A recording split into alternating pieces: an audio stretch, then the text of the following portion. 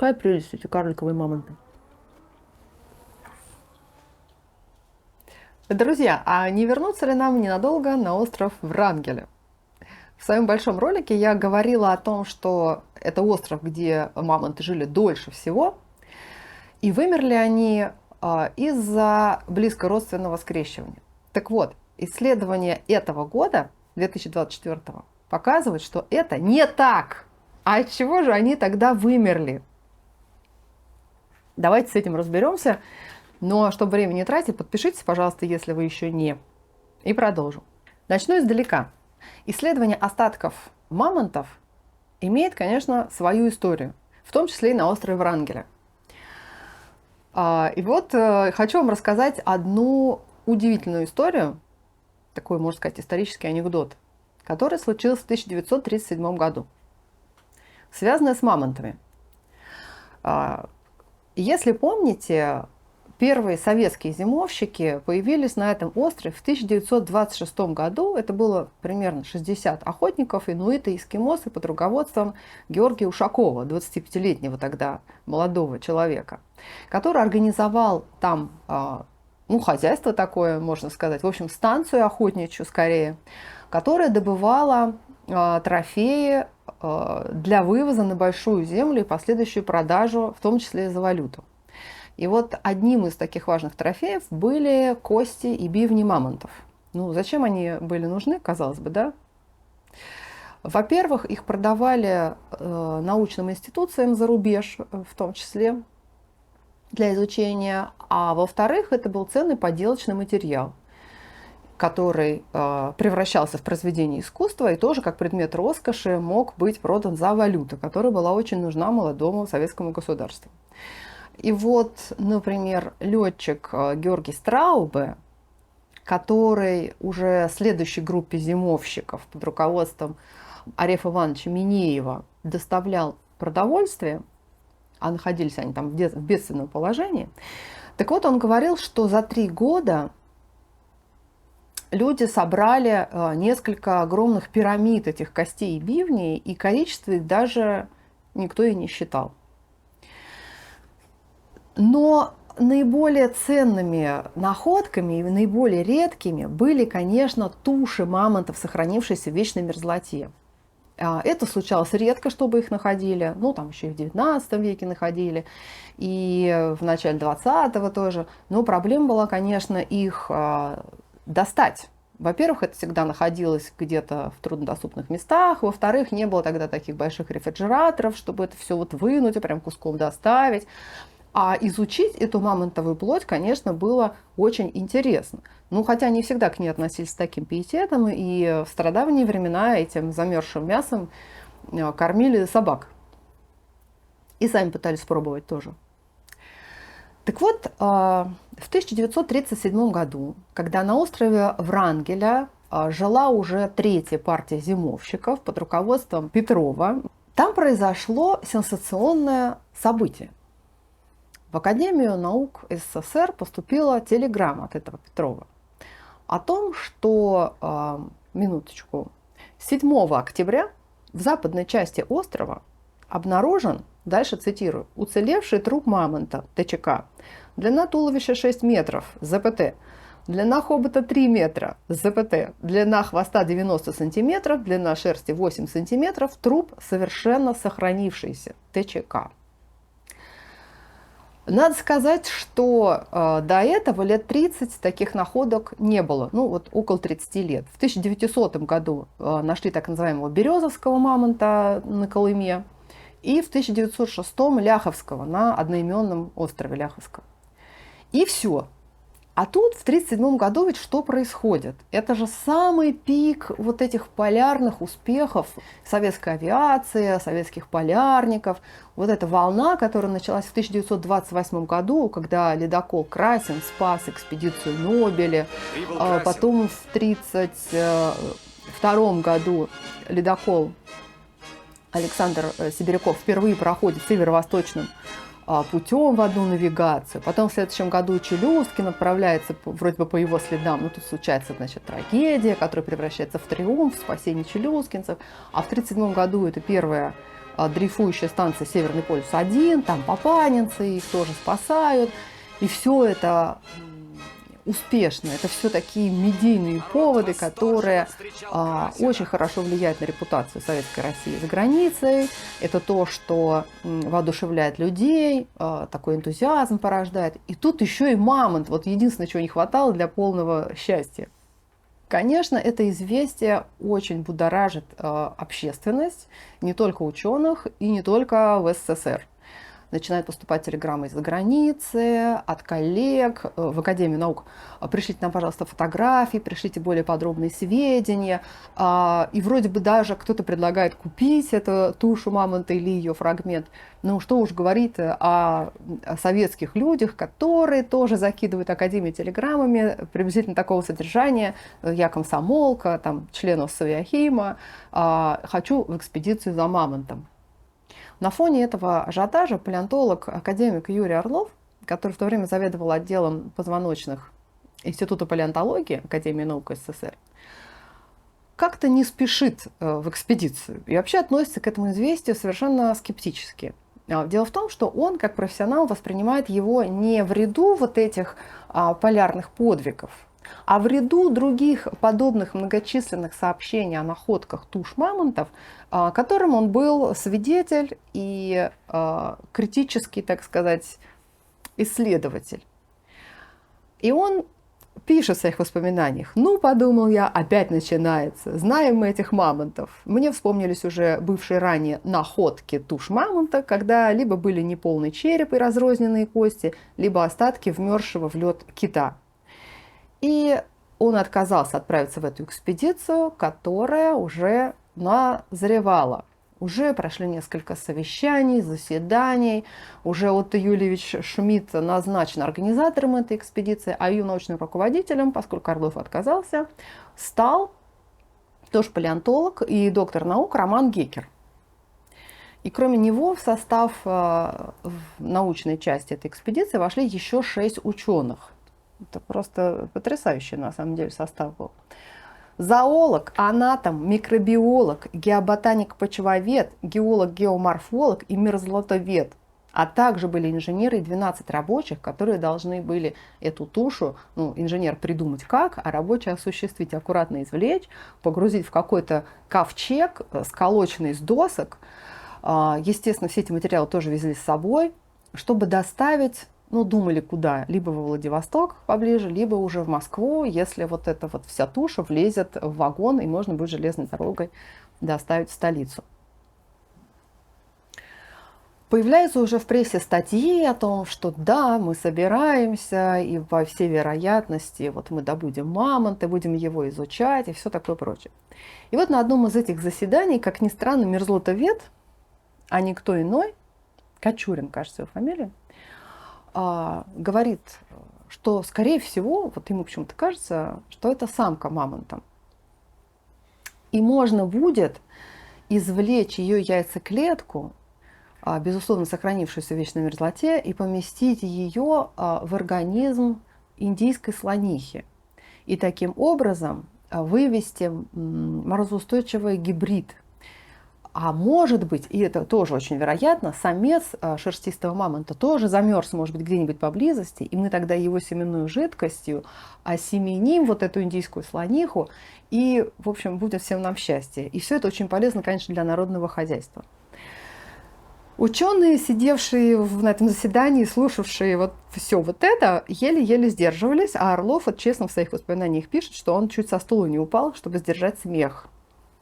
Это время, когда начинается взлет карьеры Трофима Лысенко. И, конечно, тогда еще им было смешно, потом уже будет не до смеха. Орлов пишет: очень странно, что мерзлотовед почему-то считает, что могла сохраниться какая-то яйцеклетка, когда даже обычное мясо, замороженное, раздирается частичками льда, то есть там ничего не может сохраниться. Однако, как мы знаем, именно изучение плоти потом приведет к генетическим исследованиям, к добыче ДНК и расшифровке генома мамонта. Но тогда это выглядело совершенно комично. Ну, так или иначе, экспедиция довольно большая, отправляется железной дорогой во Владивосток, и оттуда, там, со своими приключениями, не сразу, но попадает на остров Врангеля. Они беспрестанно шлют телеграммы в Академию наук, в центр, рассказывая о ходе экспедиции. И тут вдруг тишина. Ничего они не сообщают. Конечно, первым делом, как только ступили на остров Врангеля, все захотели посмотреть эту находку. И вот у нас есть свидетельство. Свидетельство микробиолога Анатолия Криса, который пишет, что внешний вид трупа мамонта отвечал описанию, присланному в Академию наук, размеры, хобот, хвост, длина шерсти не вызывали сомнений. Однако одного существенного признака не было – конечностей, о которых говорилось в телеграмме.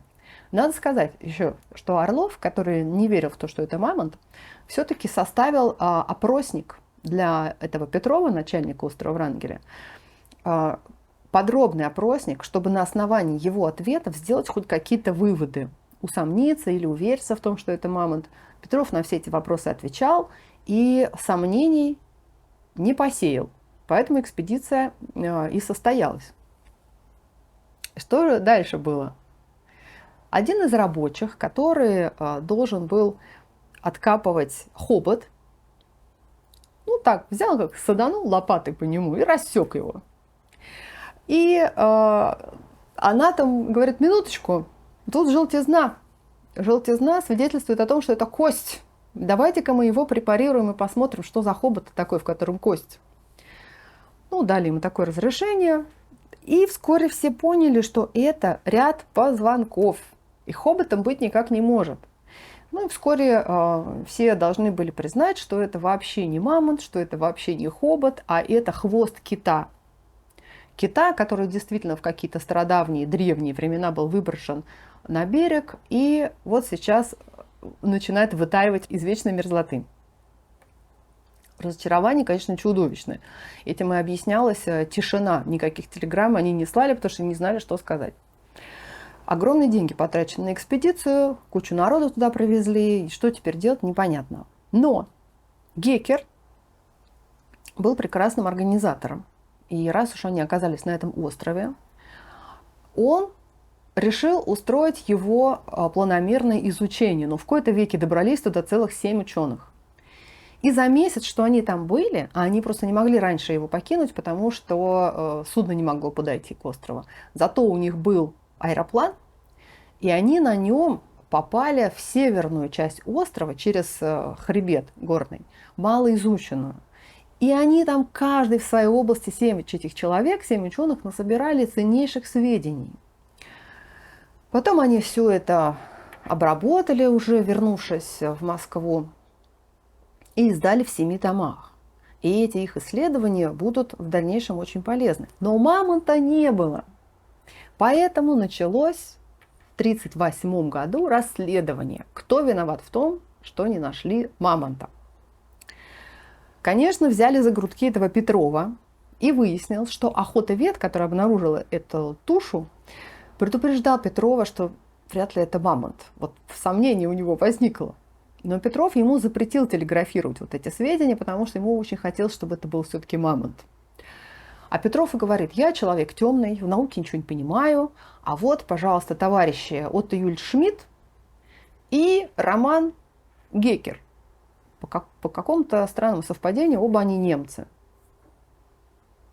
Вызывали на допрос их всех, вызывали на допросы Орлова, и Орлов, по его воспоминаниям, уверил, как мог, следственную эту комиссию в том, что мамонта не обнаружили, вернее, обнаружили то, что не являлось мамонтом, из-за темноты, невежества Петрова, в которых он тоже не виноват, а вовсе не из-за вредительства Шмидта и Геккера. А 10 лет спустя туша мамонта была все-таки найдена, но на Таймыре. И тогда уже Орлов и Геккер выступили инициаторами создания комитета межинституционального для изучения этого и всех последующих, которые будут найдены, остатков мамонтов, будь то плоть, мягкие ткани или бивни, или кости, в общем, любые остатки, чтобы они изучались как-то совместными усилиями. И вот эта комиссия стала называться Мамонтовый комитет, который существует и по сей день. Он не финансируется государством, а организует экспедиции за счет спонсоров. В том же 1948 году, когда был основан Мамонтовый комитет, на остров Врангеля завезли партию северных оленей. То есть интродуцировали туда вид животных, который когда-то там обитал, еще во времена мамонтов. И организовали оленеводческий совхоз. А в 1976 году эта интродукция прежде обитавших там видов продолжилась, и с Аляски привезли овцебыков. Потом их еще привозили несколько партий. То есть постепенно восстанавливалась мамонтовая фауна. Кстати, 1976 года никаких уже там совхозов не было, а остров был объявлен заповедником. И, в общем, для полного счастья не хватало только самих мамонтов. И вот эта идея возрождения мамонтов вдруг стала снова витать в воздухе. Но, к сожалению, не в нашей стране впервые были проведены генетические исследования, поскольку благодаря в том числе и Трофиму Лысенко генетика была задавлена в 30-е годы, и поэтому началось такое значительное отставание этой науки в СССР и потом в России. И вот одной из таких экспедиций в 1991 году была экспедиция Сергея Вартаняна. Это научный сотрудник Ленинградского университета.